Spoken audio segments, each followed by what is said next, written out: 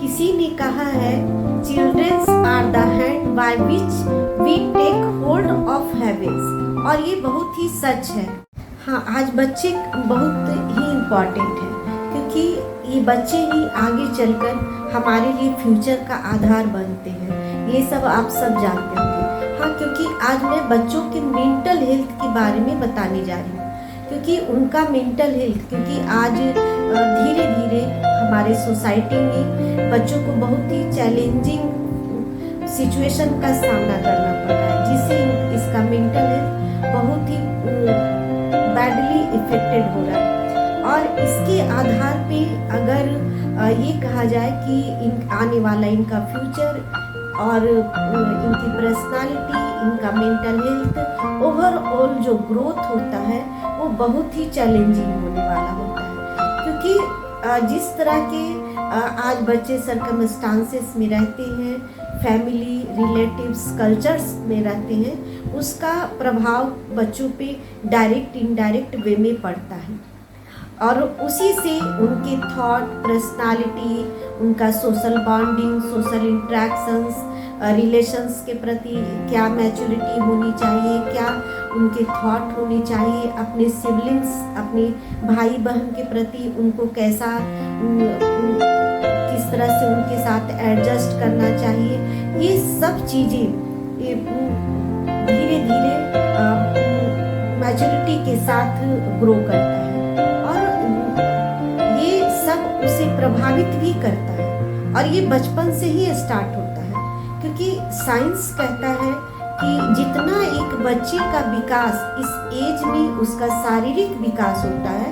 उतना ही उसका मेंटल विकास भी होता है, जिसमें उसकी पर्सनालिटी, थॉट, इमोशंस, फीलिंग सब आ जाते हैं, और यही एक मजबूत आधार देता है कि वो आने वाले अपने स्कूल्स, अपने रिलेटिव्स, अपने फैमिली में, अपने सर्कल में और फ्यूचर में जो भी स्ट्रेस, टेंशन, जो वर्क, जो ओवरलोड, जो भी आएगा, उसके साथ वो कोप अप कैसे करेगा, कैसे एक पॉजिटिव वे में स्ट्रॉन्ग मेंटल हेल्थ के साथ उसे कोप अप करेगा, जिससे कि आने वाला फ्यूचर ही बहुत ही स्ट्रॉन्ग हो सके और पॉजिटिव हो सके, एक सक्सेसफुल और फ्रूटफुल हो सके। इसके लिए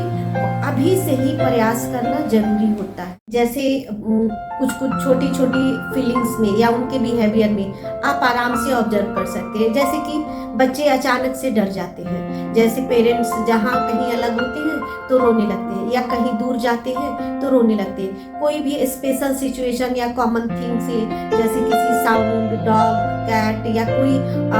ऐसे अनएक्सपेक्टेड चीज़ों से डर जाते हैं, तो उसका भी असर होता है। तो इस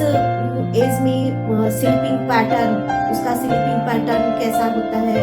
उसके बाद उनका जो किसी भी पार्टिकुलर चीज़ों के प्रति, जैसे उनका ईटिंग प्रोसेस क्या है, ठीक है। जैसे बहुत बच्चे किसी सिचुएशन में तो वही चीज़ें खा लेते हैं, लेकिन उसी सिचुएशन में फिर उनमें एक रिजिडिटी आ जाती है। तो ऐसा वो क्यों करती है, उसके पीछे उसका रीजन क्या होता है। अगर हम ये आइडेंटिफाई करने की कोशिश करते हैं तो बच्चों को आराम से उसी टाइम हम एक हेल्दी इन्वायरमेंट देकर हेल्दी वे में उसे आराम से गाइड कर सकते हैं। जैसे इसके अलावा भी डिजीनेस आता है, जैसे लर्निंग प्रोसेस में भी उनका प्रभावित होता है, मेमोरी भी प्रभावित होता है। जैसे कि कोई भी सब्जेक्ट पे या कोई पार्टिकुलर सब्जेक्ट हो, उस पे माइंड को कंसंट्रेट नहीं करना, किसी भी चीज़ को सीखने में बहुत ही ज़्यादा डिफिकल्टी फेस होता है। फिर उसके बाद धीरे धीरे कोई छोटी छोटी बातों पे रोना, ठीक, छोटी छोटी बातों पे एंगर हो जाना, गुस्सा दिखाना, चीज़ों को, घर की चीज़ों को तोड़ फोड़ करना या वहाँ फेंक देना, या किसी की भी अननेसेसरी चीज़ों को उठाकर अपने पास रख लेना या अपने घर ले आना, जबकि इसके पीछे कोई स्ट्रांग मोटिव नहीं होता, लेकिन फिर भी इसके पीछे उनका कहीं ना कहीं एक मेंटल हेल्थ पुअर होने का या फिर एक डर छुपा होता है, जो कि हम लोग बस इजी वे में लेते हैं। लेकिन यही चीज़ें, ये जो सिम्टम्स होते हैं, वो धीरे धीरे जैसे जैसे बच्चे बड़े होते हैं वही एक बीमारी का रूप ले लेते हैं। अगर बचपन में ही उन्हें हेल्दी वे में, स्ट्रांग वे में उसे गाइड किया जाए, उसका ध्यान रखा जाए, उसको मोटिवेट किया जाए, एक बॉन्डिंग बॉन्डिंग, एक इमोशनल बॉन्डिंग के साथ पेरेंटिंग होता है, तो उसका बहुत ही अच्छा इफेक्ट होता है बच्चों पे। और इसीलिए मेंटल हेल्थ इस एज में बहुत ही जरूरी हो जाता है। और